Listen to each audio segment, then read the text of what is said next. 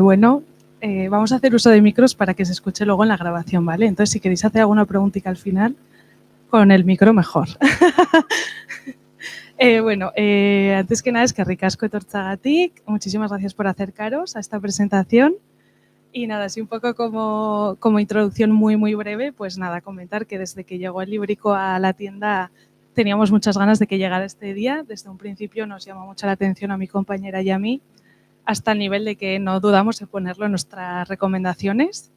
Y nada, a través de eso, de repente, pues un día apareció Andrea y nada, nos juntamos, hablamos un rato y llegamos al final, pues al día de hoy, que es que estamos aquí presentando el Librico con muchas ganas. Y eso, bueno, antes de que empiecen he pensado decir una cosa muy breve que voy a leer y ya luego os dejo con ellas, que son las importantes aquí. Entonces, bueno, El centelleo es una novela que brilla en lo más hondo de lo cotidiano, en ese punto donde la luz roza la herida y la convierte en otra cosa. Andrea escribe con una mirada clara sobre las mujeres que crecen en los márgenes y que heredan silencios y, aún así, buscan su propio idioma. Es una historia y las marcas que deja el pasado del tiempo, sobre el peso de la infancia y esa pregunta tan antigua y tan nueva de quién. En sus páginas hay luz, pero también grietas, lo que deslumbra y es un libro que no teme mirar de frente a lo que arde, ni lo que se apaga. Entonces, bueno, pues una vez más es que ricasco y os dejo con ellas.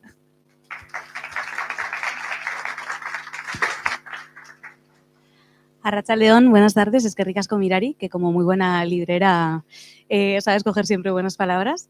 Ahí la conocéis, es Andrea Santiago, la estrella del centelleo. Es un chiste, ¿vale? Así con cosas que brillan, perdón, que estoy un poco nerviosa. Yo soy Ángelia Añeta, soy flautista, periodista, feminista y otras cosas que luego ya no riman. Y fui una de las primeras personas que pudo leer el centelleo allí por la primavera, bueno, antes de la primavera de 2025. Y Andrea pues me dio la emboscada de pedirme, vamos a hablar sobre este libro, porque hablar es algo que Andrea y yo hacemos mucho, pero nunca con tanto público. Entonces, pues bueno, nos disculparéis la familiaridad, porque es lo que pretendemos que sea hoy, un encuentro pues entre amigas, hablando de algo tan bonito como es una criatura nueva, en este caso, pues un libro. Andrea Santiago, 1993, Pamplona, pero con raíces en Tudela. ¿Habéis escuchado la música de Andrea Santiago? Sí, ¿no?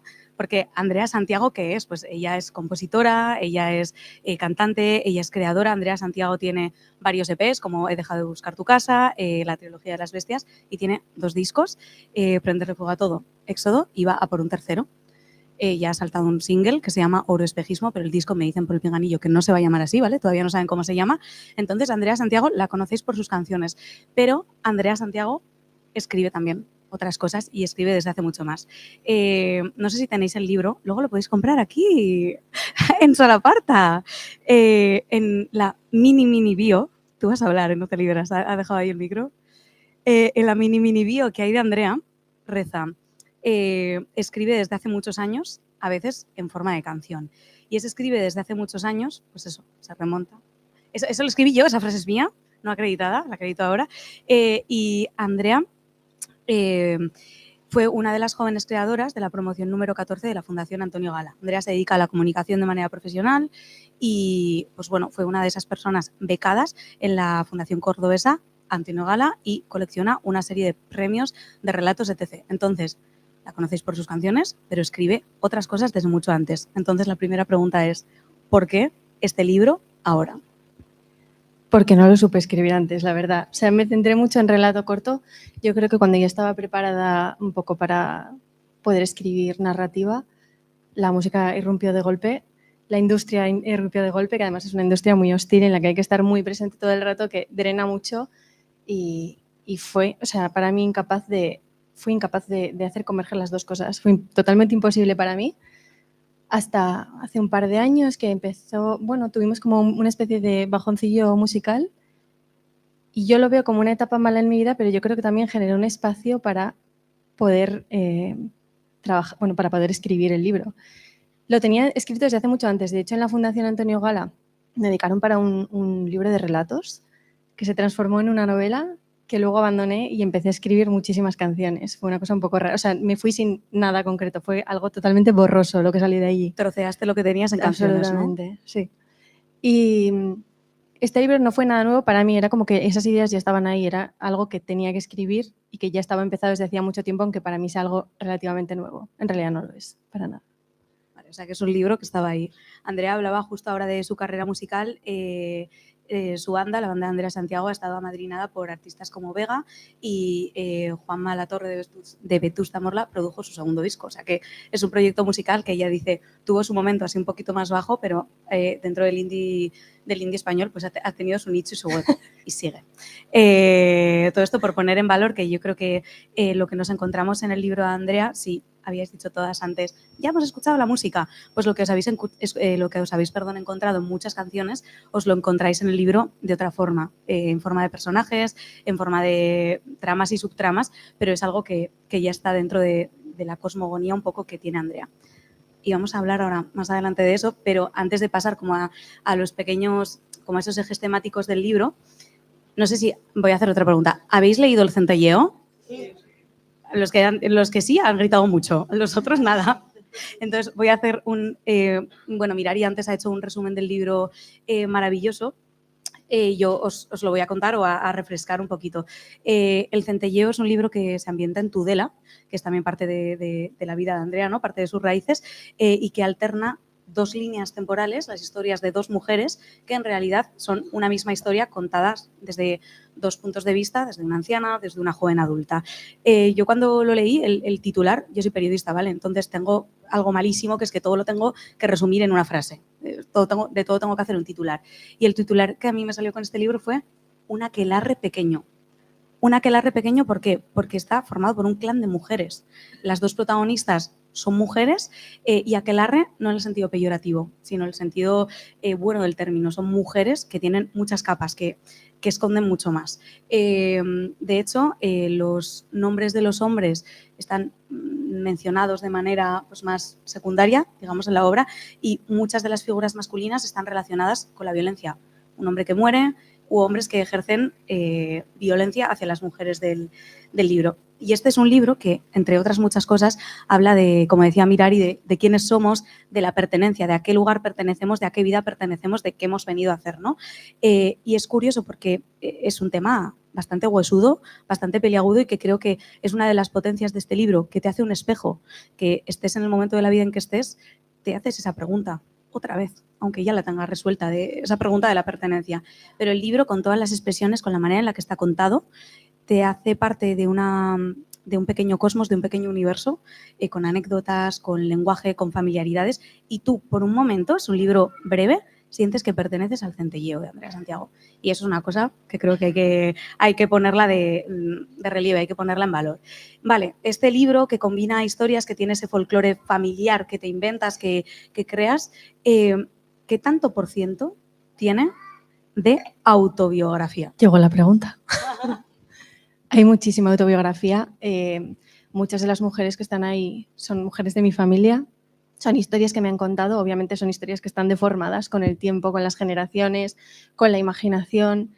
Y obviamente, quiero decir, casi todo el mundo lo ha leído. Al final aparece el nombre de Andrea. O sea, también hay mucha autobiografía ahí. Y al principio creo que me lo tomé, no te sé decir el porcentaje exacto, obviamente, pero me lo tomé un poco al principio como una traición. Estoy traicionando el recuerdo de mis tías o de las historias que me han contado, y luego me di cuenta de que a través del libro yo estaba mirando una verdad quizá, y me di cuenta un poco de que la memoria no era suficiente, sino que la ficción estaba completando la memoria para ayudarme a encontrar la verdad. Entonces al final dejé de verlo un poco como una traición. Hay muchísima autobiografía, hay sueños que tuve de hecho en la fundación, hay historias que me han contado y todo lo demás está completado con lo que yo me imagino, lo que supongo y lo que me gustaría también. O sea que no sé el porcentaje, pero hay bastante. Pero la respuesta ha sido más interesante Sí. que un número, ¿no? Sí a todo. Sí a todo. Sobre la autobiografía, decías ahora que, bueno, que has completado parte de lo que sí es autobiográfico. Este libro sirve para conocerte, para reconocerte, para expiar, para purgar, para descubrir cosas. ¿Para qué te sirve? Igual que las canciones, solo que en otro formato diferente, para entender un poco lo que está pasando. Tengo la sensación de que vivo, por muy analítica que igual no pueda parecer a mis amigos o lo que sea, vivo como en lo borroso, en el caos, y hasta que no saco, no soy capaz de ver, y si no soy capaz de ver, no soy capaz de deformar y tampoco soy capaz de clasificar, ni tampoco de encontrar igual belleza en una angustia o en una ansiedad. O sea, necesito verlo de fuera y poner una distancia, como yo creo que pasa a muchos escritores, ¿no? Poner una distancia para poder valorar qué es, o de repente escribir una canción o escribir esto y decir, eso era lo que me pasaba. Un poco, ¿no? Se me ha olvidado la pregunta. Sabíamos que esto iba a pasar, lo hemos comentado antes. Volvemos a cogernos al sí a todo como respuesta, Sí. gracias. Bueno, recogiendo un poco todo lo que decías, sirve para tomar distancia de tu realidad y yo recojo ese hilo y creo que es tomar también, y me lo diréis las que habéis leído el libro, tomar distancia de tu realidad para ponerla sobre relieve, aunque esté completada con esas piezas borrosas, esas piezas ficcionadas que no forman parte de tu vida, pero creo que también has logrado hacer un libro chiquito, un libro que es como un trocico, qué navarrismo, el trocico, un trocico de espejo, porque es un trocico de espejo muy chiquito, pero en el que creo que sí que te puedes mirar. Y creo que una de las potencias, que lo decía, no lo digo yo, lo decía una premio Nobel, Annie Ernaux, que todo libro que tiene parte de biografía, en realidad la potencialidad de eso está en contar un algo más, hacer un espejo a una realidad social. O sea, que lo que a ti te ha servido para tomar distancia de tu realidad, tu familia, tus historias, en realidad yo estoy segura de que a muchas nos ha también dado un poquito de luz, ¿no? Al mirarnos en ese espejo hemos podido ver más cosas. Voy a dar la vuelta a este papel porque soy una señora analógica y no quería traer la tablet. Y ahora sí, después de que ya hayáis conocido o reconocido este libro maravilloso que luego podéis comprar aquí en Salaparta, bueno, hemos seleccionado de todos los temas que se podían sacar, hemos seleccionado unos cuantos. Y vamos a empezar por el obvio. Este libro, El centelleo, se titula con algo luminoso cuando en realidad mucho de lo que esconde no es el centelleo, sino que también son las bestias. Y sobre esa dualidad de el centelleo y las bestias, os quiero leer dos fragmentos súper cortos, os lo prometo, para volver a meternos un poco en harina. Sobre esas bestias que Andrea describe como criaturas con ojos de gorrión, con 10 codos, 10 muñecas, algo agresivo y negro y lleno de dientes y sangre al otro lado, ¿no? Unas bestias que funcionan tanto para Marie es una de las protagonistas ya en la vejez, pero que también en el libro se cuenta desde su niñez, y para la otra protagonista, una Andrea de la que solo sabemos el nombre al final, que es una joven adulta. Por un lado están esas bestias y por otro lado está el centelleo, que además a mí me parece que es uno de los pasajes más bonitos del libro. En este pasaje, una de las protagonistas, Marie, pero no en su vertiente desde la vejez, sino desde la niñez, dice, se le describe: Marie se sentó en el pasillo entre ambas habitaciones. La puerta del cuarto de sus padres estaba decorada con una gran masa. Un rayo de sol se colaba por la ventana, atravesaba el cristal y escupía el rojo, el naranja, el rosa y el amarillo en el suelo. Marie se echó allí, justo debajo de la cascada de colores, con su muñeca Juanica sobre el pecho y pensó: somos un ramo de claveles. Cerró muy fuerte los ojos. Con la luz en la cara, las telarañas y las estrellas, el centelleo, aparecieron con más intensidad que por las noches. Esta dualidad de centelleo y bestias, ¿no?, de lo oscuro y de la claridad, está súper presente. La claridad es el título de una canción de Andrea, las bestias que me acompañan. Eso, tío, acaba de hacer la asociación, esto es fuerte, ¿eh? Lo de la claridad sí, lo otro no, obviamente.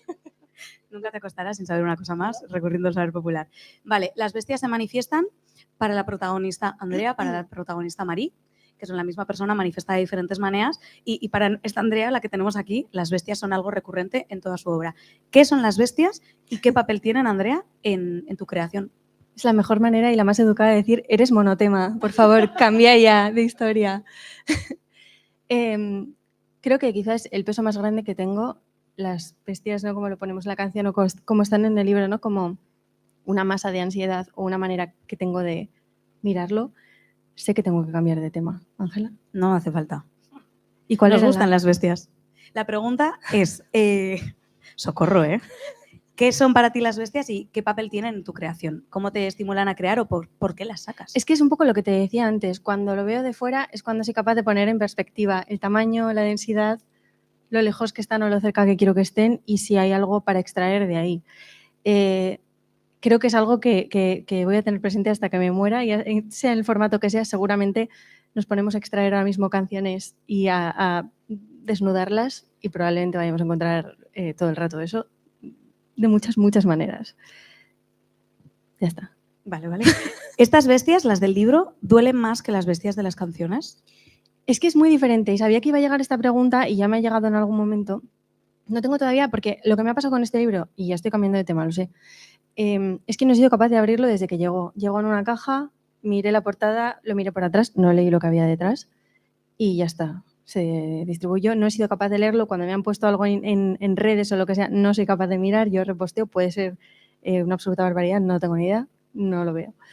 Y es que se me ha vuelto a ir perdón. Las bestias. Es que estoy nerviosísima. Esta es mi segunda presentación del libro. No es lo mismo tener el micro y es nuestro segundo vino, también hemos de decir. Es nuestro segundo vino. Pero no es lo mismo salir con el micro a cantar. Claro, esta era la movida original. No es lo mismo una cosa que la otra. Salir a cantar una canción... Es que para mí esto es un poco lo que hablábamos antes. Para mí escribir el libro ha sido una experiencia radicalmente diferente y aún no te sé decir exactamente cuáles son los matices entre una cosa y la otra. Una canción, el libro está ahí y ya está. Pero una canción tengo que volver a ella constantemente, con lo cual me resulta muchísimo más fácil disociarme de una manera automática y una manera muchísimo más fría, que es lo mismo que sujetar este micro ahora. Estoy completamente asustada, como un conejo en la autopista en este momento. No me había pasado hacía años. Es muy distinto la manera de escribirlo. Por ejemplo, escribir el libro ha sido muchísimo más dolorosa que escribir una canción. Pienso mucho en una frase de Joni Mitchell que decía, porque ella era pintora y escritora y escribía canciones también. No es lo mismo pintar un cuadro y dejarlo ahí, que la gente luego complete la historia, que es lo que pasa con esto, yo ya está fuera, que tener que reproducir la canción una y otra vez con los pesos que tienes en ese momento. Entonces, para mí son experiencias diferentes. Yo lo estaba viendo desde la perspectiva de la disociación. Yo creo que ella lo decía desde una manera de poder completar y aportar cada vez que la cantas, ¿no? De estar en un humor diferente a la vez, cada vez que lo haces. O poder amortiguar también cada vez que la cantas, claro. Porque a base de repetición también nos acostumbramos. Entonces, se me hace como muy raro también que hayas leído ese fragmento. Yo siento que yo no he escrito eso. Es una cosa extrañísima. Siento que no estamos hablando de... O sea, todo lo que tú me estás contando me parece mucho más interesante que lo que yo pueda pensar o lo que pueda analizar, porque es que no lo sé y no, simplemente necesitaba escribirlo, necesitaba volcarlo, lo miré en ese momento y no quiero volver a saber nada más. No voy a leer ningún otro fragmento. Ha sido Pero me han dicho la editorial que lo tengo que presentar. Hay una cosa que cuando estos días comentábamos un poco el guión, el cómo trazarlo, de qué cosas hablar y qué cosas estaban relacionadas la una con la otra, porque pues yo peco de sobreanálisis. Y yo os peco de todo lo contrario. Somos el yin y el yang, así, por eso somos del análisis. Entonces yo, hacía ahí un mapa de no sé qué, de no sé cuántos, y Andrea me decía, o sea, como si le estuviera contando el libro que ha escrito la señora aquella de la quinta fila, ¿sabes? En plan, ¡ay, qué interesante! Y digo, Andrea, que lo has hecho tú. Y ella con lo que acabas de decir ahora, ¿no? La manera de parir, y voy a usar esta expresión que encierra tanto dolor y que habla también de una primera obra, ella da luz a este libro y cuando lo ve desde fuera, yo creo que no eres capaz de ver todas las conexiones que haces, que son muchísimas, y que, pues una lectora que lo ve desde su punto de vista, pues crea. Y creo que también es otra de las potencias de un buen libro, en este caso, el centelleo. Vamos a seguir para adelante, sí, no nos vamos a enrocar en las bestias y vamos a hablar de otra cosa que es la pertenencia. Los lugares de las novelas. Que una novela puede ser ubicua, una novela puede estar ambientada en un lugar que conocemos o que nos resulta extraño. Y Andrea, de todo esto, escoges Tudela. Tudela. O sea, Tudela, la conocida como Tudela, la de tus compras. Es el eslogan de la ciudad. O sea, me refiero. ¿Qué tiene de evocador Tudela? Pues, todo. Andrea, todo.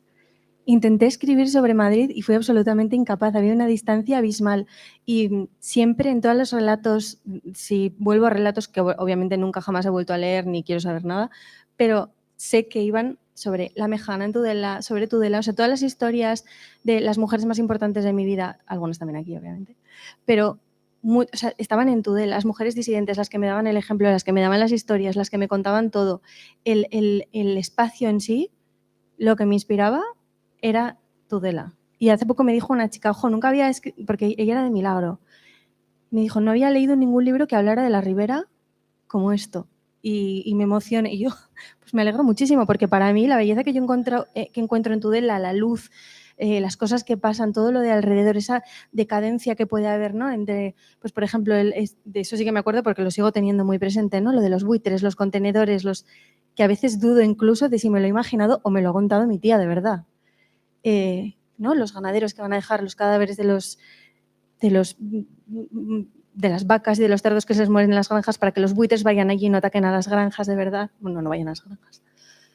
Me parece como de una belleza y de un horror, y lo único que yo sé de este libro es que para mí el motor narrativo era la tensión y la ambivalencia. Es que no tengo nada más claro que eso. Y ver ese horror y esa belleza, para mí es Tudela. Es que es Tudela. Y yo creo que esa honestidad, no voy a elegir un escenario porque el escenario lo tengo dado, es algo que he vivido, es algo que ya me viene con la infancia. Creo que esa honestidad del escribir desde un lugar que se conoce se deja ver en el libro, que todo ese folclore, toda esa ambientación es algo que tú has experimentado en diferentes momentos de tu vida y que esa pequeña crudeza o esos elementos que comentabas de la luz o de poder ver la belleza, la simetría en un animal que es un buitre cubierto de sangre, ¿no? Que está merendando, me parece una maravilla como lo sabes transmitir. Hay una frase, ya no leo nada más, te lo prometo, pero hay una frase cuando describe a Clara, que es un personaje del que hablaremos más adelante, Clara, que es precisamente la claridad, una de las claridades, uno de los puntos de luz del libro, dice que tenía la cara llena de pecas como si le hubiera salpicado arena del Ebro.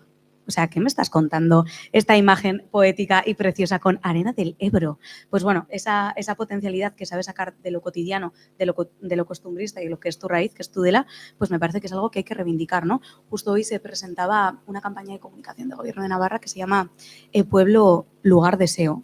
Disculpadme, Pueblo Lugar Deseo lo hizo Andrea Santiago antes, ¿eh?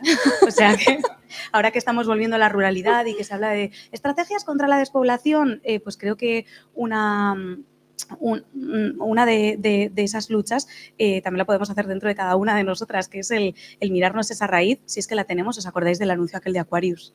De muchos años, de gente que no tiene pueblo y lo busca. Bueno, una fricada mía, disculpadme, que me he ido a la publicidad y no. Pero esa potencialidad de buscar esa raíz, de buscar esa historia pequeña y de reconocerse a través de ella, que es lo que está haciendo todo el rato Andrea en el Centelleo, me parece maravilloso. Y haber escogido una ciudad de provincias como Tudela, pues es que es algo que también hay que reivindicar como parte del libro. Dentro de esta pertenencia hablamos de Tudela, de su luz, de la maravilla, Tudela la de tus compras, pero nos vamos a hablar de una pertenencia o de una no pertenencia que es de mi generación o de nuestra generación, de la generación, no de todas las que estáis aquí, pero de unas cuantas, que es el llamado FOMO, Fear of Missing Out, lo que en la generación de mi madre, que también está aquí, se diría el quiero estar en todas las salsas, ¿vale?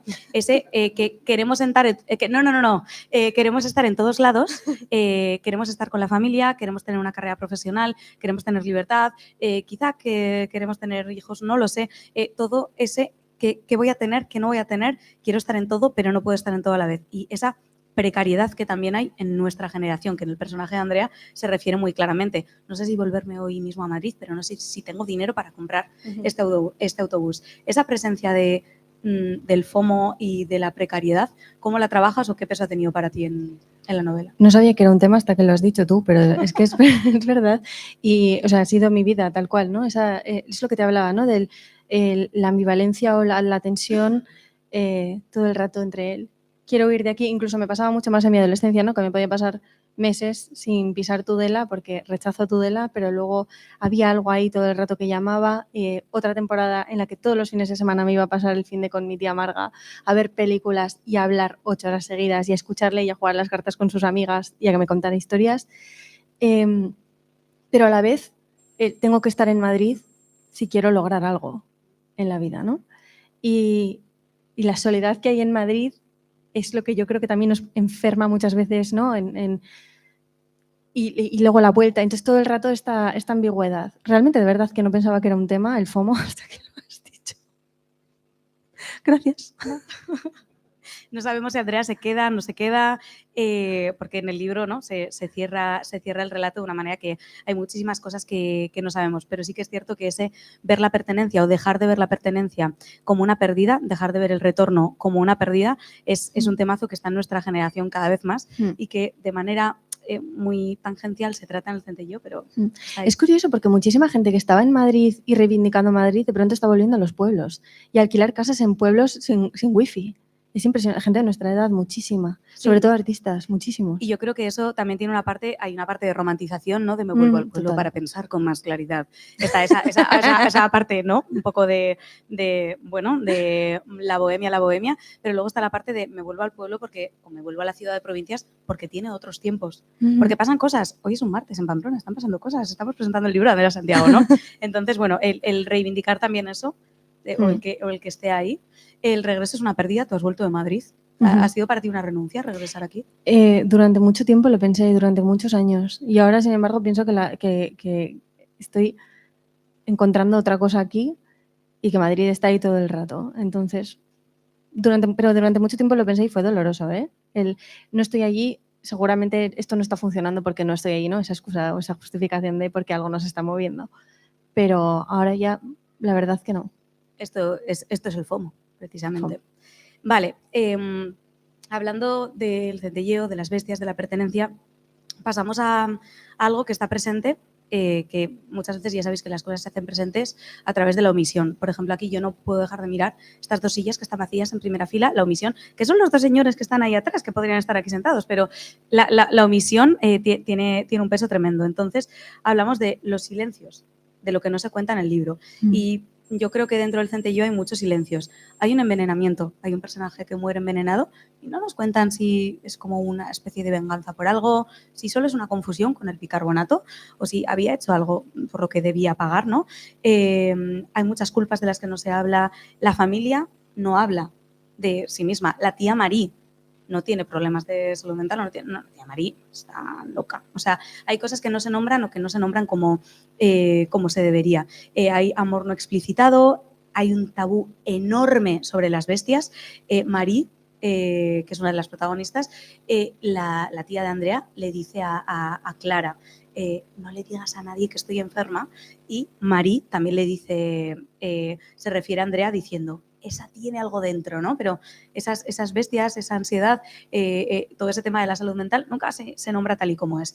Hay muchos silencios, muchas cosas que se omiten. Para ti, Andrea, ¿cuál es el silencio que más te pesa dentro de la obra? Esa cosa que no acaba de abordarse. La verdad es que como hace tanto que no lo leo, no te sé decir algo concreto. Lo único que sé es que me preguntaron de qué iba el libro y no supe responder. Y también me dijeron qué quieres explicar con este libro, qué lecciones quieres dar. Y es que no quiero ni responder a preguntas. O sea, lo único que quiero es plantear preguntas como mucho y ya me siento una privilegiada diciendo eso. No quiero responder preguntas, no quiero dar lecciones. Los silencios me parecen necesarios. Quiero que la gente los complete con sus cosas y ya está. Nada más. Y esas preguntas, dices que no quieres responder ningún tipo de preguntas, sino que quieres plantear otras. ¿Cuáles son algunas de esas cuestiones, preguntas que quieres lanzar a través del libro? Que de manera natural salen con él. Es que de verdad no tengo ninguna pregunta concreta, no hay nada concreto para mí en este libro. Es simplemente, o sea, no tengo nada claro. Todavía a día de hoy, de verdad, quizá en unos meses me lo pueda leer y te pueda decir, estas preguntas son las que me interesan. No sé ni siquiera qué preguntas me está planteando a mí ya. De verdad, lo he apartado completamente. No quiero dar lecciones, no quiero explicar nada, no quiero plantear temas, no quiero nada de eso.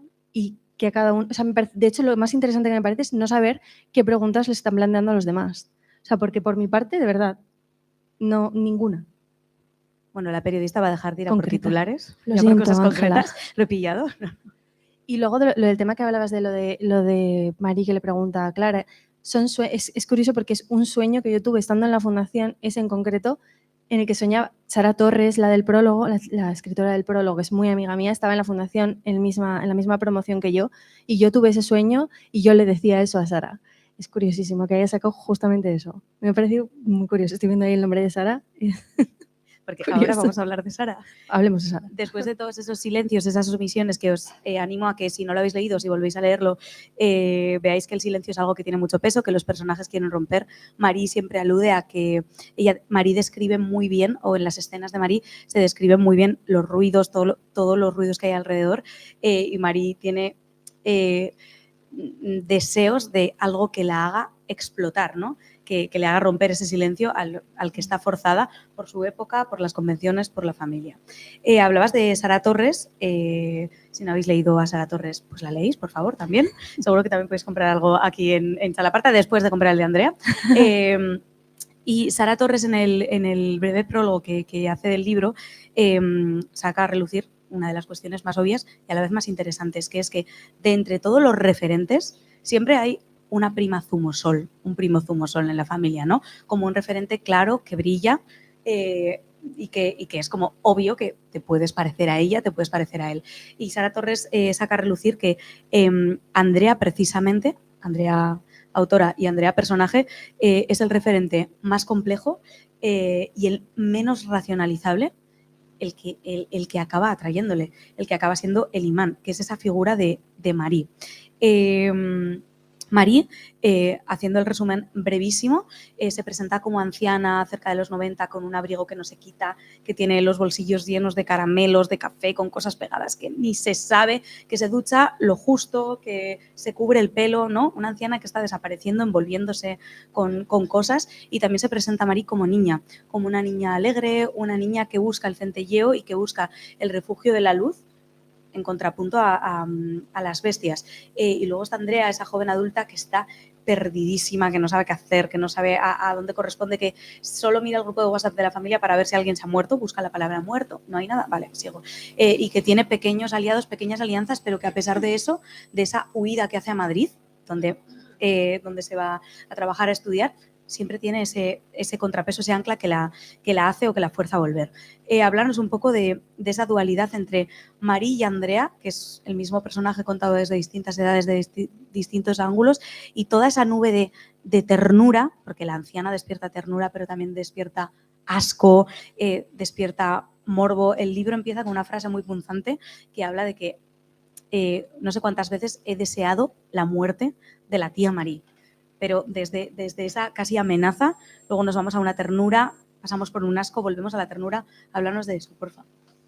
Justo antes de entrar estábamos hablando de Cartografías del deseo amoroso de Andrea Proenza, que hablaba de lo que yo creo que hemos vivido casi todas las adolescentes, de ojalá tuviera un accidente para que el chico que me gusta me haga caso, ¿no? La llamada de atención a través Exacto. Para mí tenía como muchísimo sentido también abrir el libro de esa manera, ¿no? He fantaseado para tener, y de hecho la protagonista se presenta como una persona manipuladora que lo que quiere, que tiene una inquietud o una necesidad de encontrar algo para poder escribir porque está perdida, y lo que hace es ser una demagoga con la tía Marie, ¿no? Aparte de que obviamente está esa ambivalencia de la que hablamos, ¿no? De hay algo aquí que me atrae, veo una belleza, veo lo que sea, pero dame historia sobre la que escribir, dame una revelación para que mi vida sea mejor, ¿no? Y entonces me parecía que tenía muchísimo sentido abrirlo de esa manera también, como no quería darme a mí misma, creo, no quería disfrazarme de nada, no quería ponerme ningún vestido de nada. He sido una demagoga, he preguntado de historia, dame cosas para escribir, estoy vacía, dame. Si te mueres, genial, tendré una historia para contar ahora mismo cuando llegue a Madrid a decírselo a toda la gente y vamos a hablar de este tema, genial. Había contenedores en Tudela donde echaban a los bichos, ¿no? Entonces, la tía Marie, o sea, hay muchísima autobiografía, es una mujer que existió,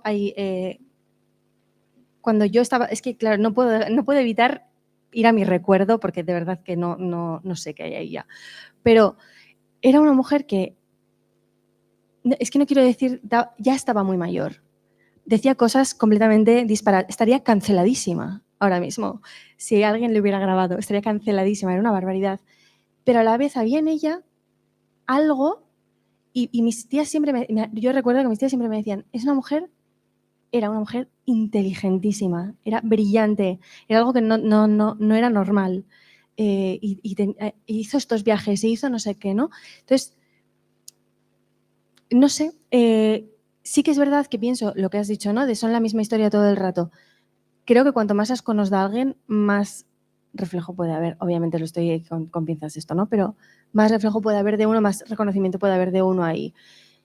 Y por eso me parece que el enlace está clarísimo, como tú has dicho. Esa ambivalencia que se nos hace, además, se pone de relieve en todos esos puntos comunes, no solo en que ambas tienen, bueno, pues esa circunstancia de las bestias, ¿no? Que a ambas les persiguen las bestias y ambas tienen como arma, ¿no? Ese centelleo, esa pequeña luz. Hay muchos momentos del libro en los que encontramos a Marie descrita como niña, haciendo cosas de niña, juegos de niña, y hay muchas reacciones de la Andrea joven adulta que se convierte de repente en niña.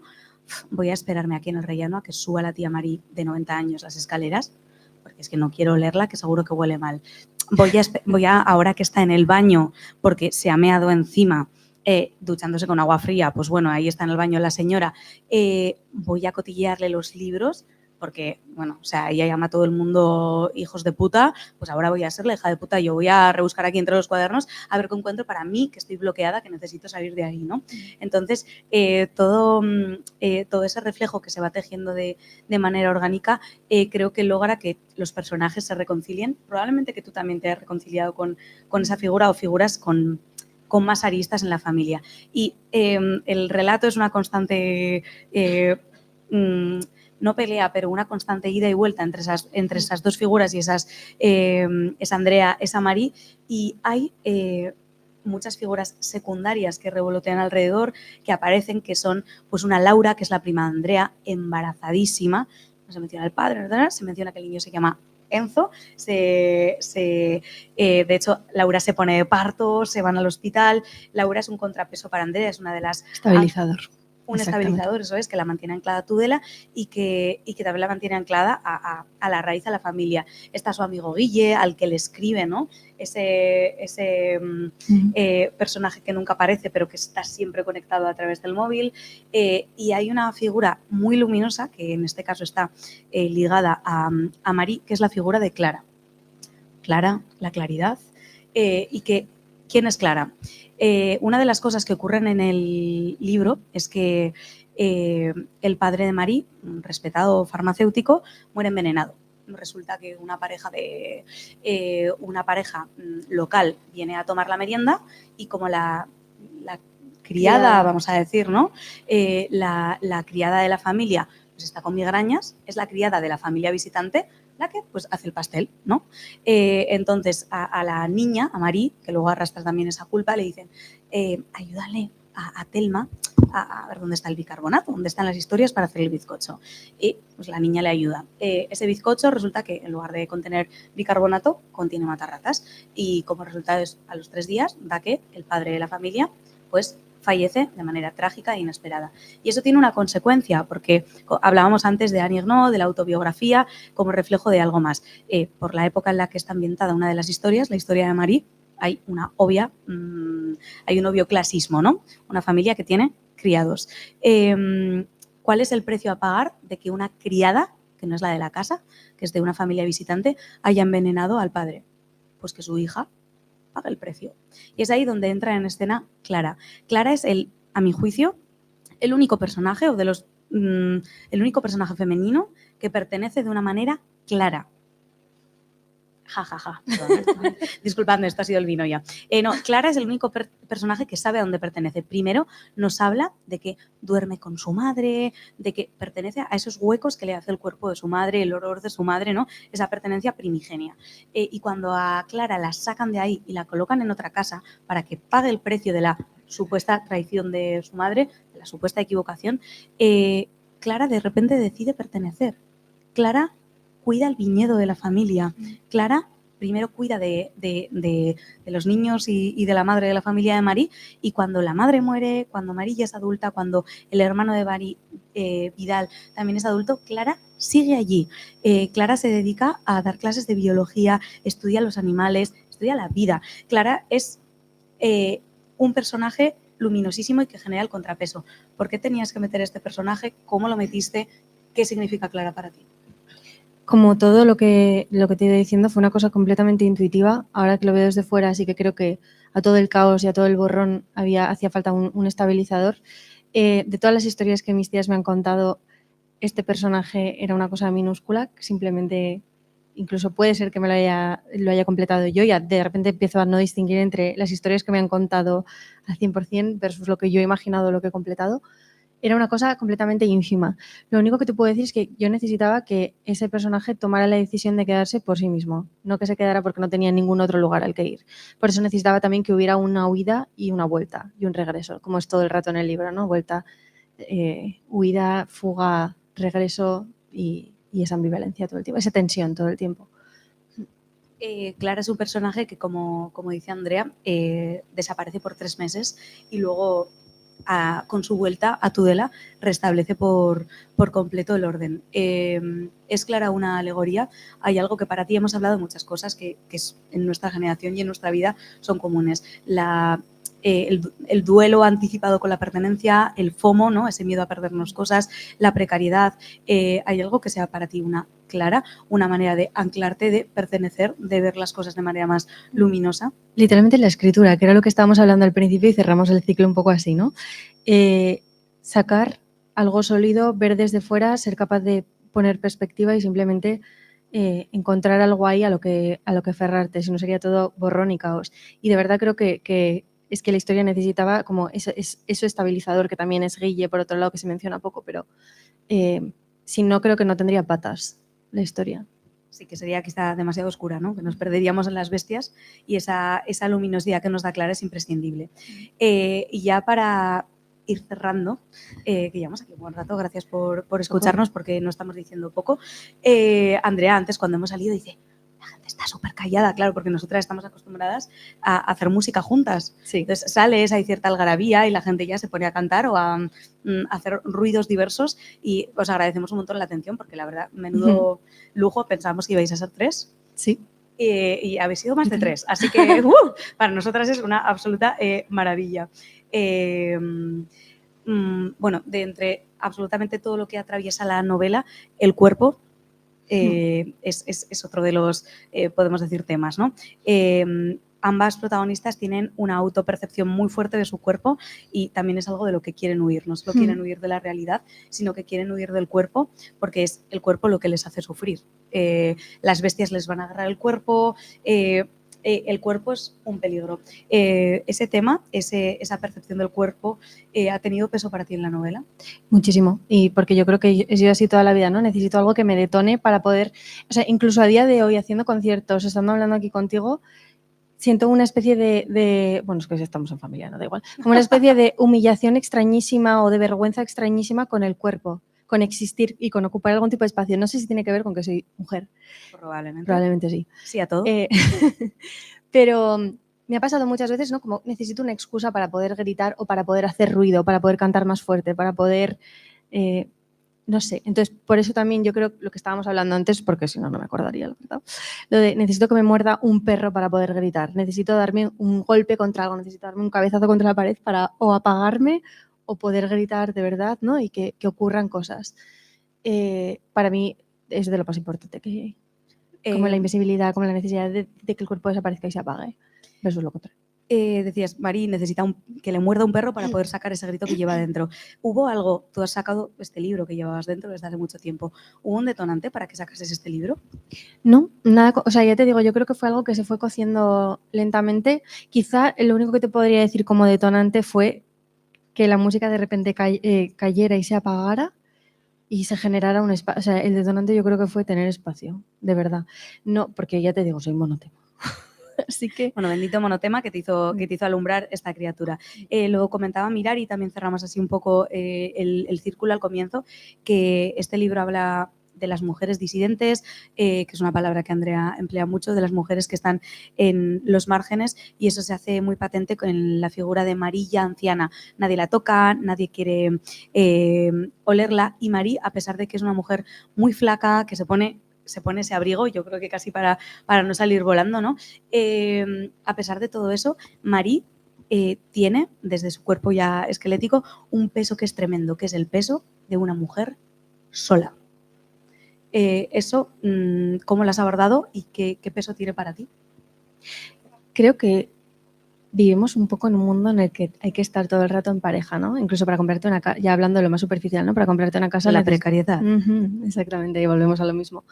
Y he tenido la grandísima suerte de que en mi familia hubiera mujeres disidentes, mujeres que no se han casado, que han sido de lo más interesante y de lo más bello que he tenido, de las mejores historias que me han contado y que han mostrado pues que eso era mucho más, bueno, no mucho más, igual de válido que cualquier otra cosa, ¿no?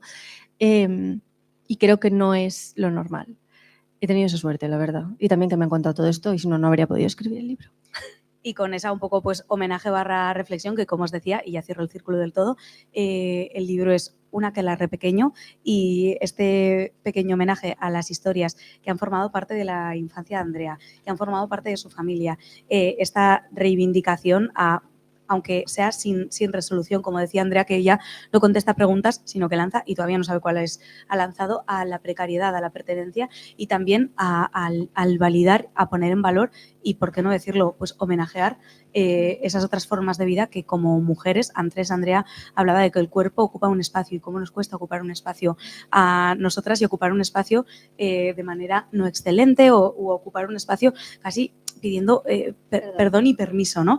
Andrea ha ocupado un espacio en las estanterías de todas vuestras casas, espero, con este libro, que es un espacio necesario, es un espacio que hace un guiño a lo que es ella y que creo que hace un guiño a lo que somos o hemos sido muchas de nosotras en nuestras familias con nuestras historias. Así que, bueno, yo te doy, de parte de toda esta gente, las gracias por este regalo que nos has hecho en forma de libro.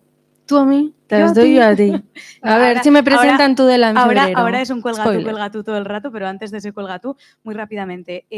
Nosotras estamos aquí con un vino, y a mí que me gusta mucho el mundo del vino, si es martes no me juzguéis, escuchamos pero no juzgamos. En el mundo del vino siempre se habla de los maridajes, ¿no? Que antes era una cosa como muy sólida. El vino blanco marida con tal. Nosotras los maridajes, la verdad es que somos muy poco protocolarias. Podéis maridar el vino con lo que queráis, también en martes.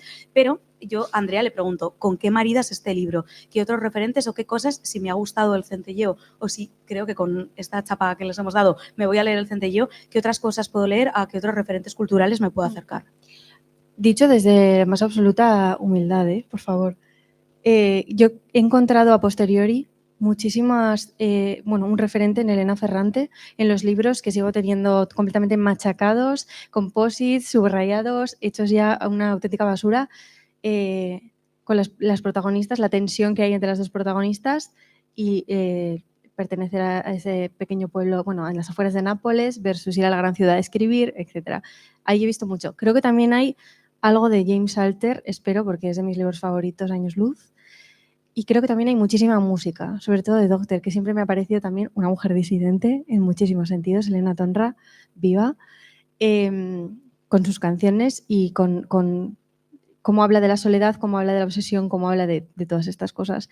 Creo que te diría esas tres cosas. No me paro de repetir, pero vamos, es que es así. Bueno, pues con este no me paro de repetir, que cerramos el círculo. Creo que es muy potente que un artista tenga uno de estos temas tan claros y pueda referirlo desde diferentes ángulos y que lo que comentabas antes de que el público complete las canciones y complete, en este caso el libro, con su propia historia y con todos esos huecos que nos dejas para poder ampliar el centelleo. Así que, bueno, yo os voy a contar una cosa muy bonita que nos ha pasado, que es que la persona que nos ha servido el vino se llamaba igual que la protagonista del libro, Marieta, que es algo que nos ha parecido una magia de aquelarre chiquita maravillosa. Os vuelvo a referir que en estos minuticos ya que nos quedan, podéis comprar el libro.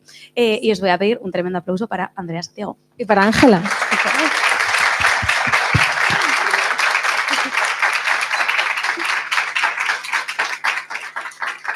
Muchas gracias por venir. Y gracias a Ángela, que ha hecho este análisis del libro, por favor. Bueno, podíamos haber sido más gafas, más chapas, más largas.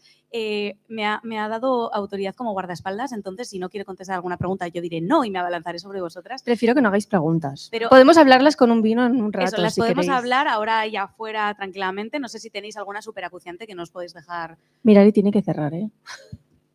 Algo que no podéis dejar de decir, sino ahora Andrea, con su vino todavía en la mano, os responde a todas las que queráis en el fresco Pamplónica.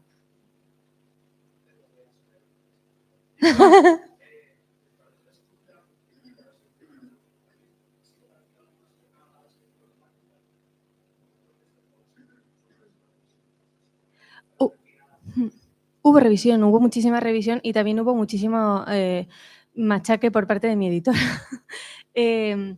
Sobre todo, toda la parte del principio sí que hubo muchísimo volver una y otra vez. Es curiosísimo por eso que ahora se me haya olvidado todo y lo haya borrado. Yo creo que desde la mitad hacia el final fue un poco más de distancia. Sí, no sé, lo de la escritura automática es una cosa que me fascina.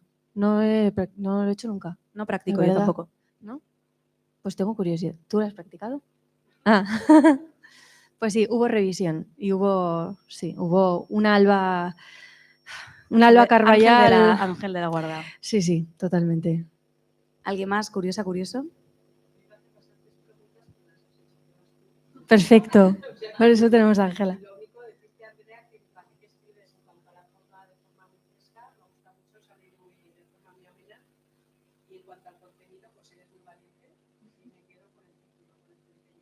Muchas gracias.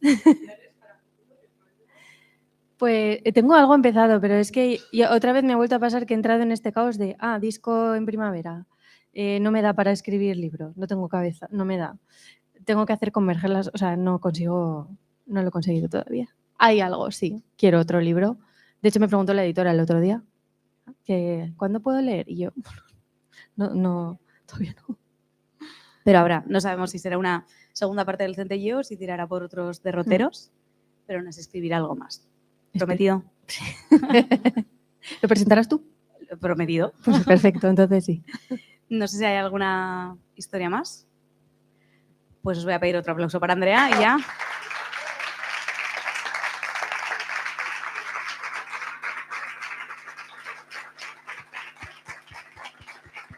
Aplauso para Ángela ahora.